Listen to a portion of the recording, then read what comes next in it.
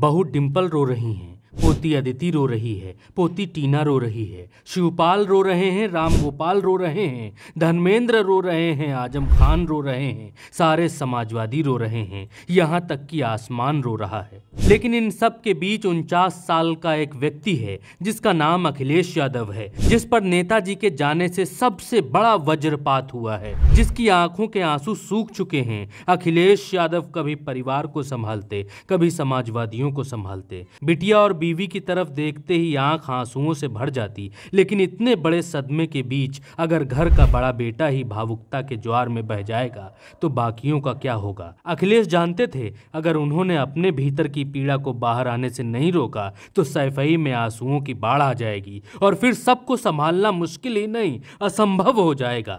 जब से नेताजी का देहांत हुआ है तब से अखिलेश यादव एक शब्द नहीं बोले हैं। पिता के जाने के गम ने अखिलेश को भीतर से गुमसुम कर दिया है।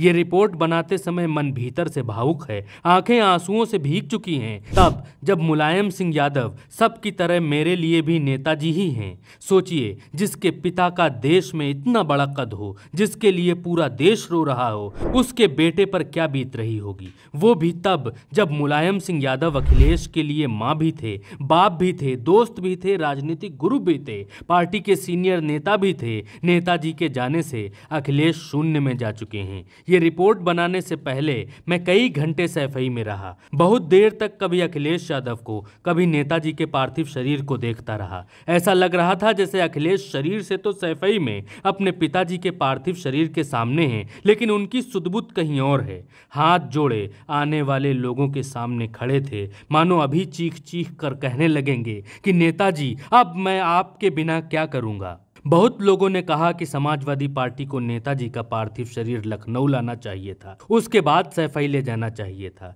कुछ बीजेपी से सीखना चाहिए था, कलश यात्रा जैसा ड्रामा और अंतिम यात्रा में 4 किलोमीटर पैदल ले जाना चाहिए था। जो लोग ऐसा कहते हैं दोस्तों, उनके लिए 2 ही शब्द काफ़ी हैं कि दूसरे की अंतिम यात्रा को इवेंट बनाया जा सकता है, लेकिन एक बेटा वोटों के लिए अपने बाप की अर्थी को तमाशा नहीं बनाता। इस वीडियो में इतना ही। नमस्कार।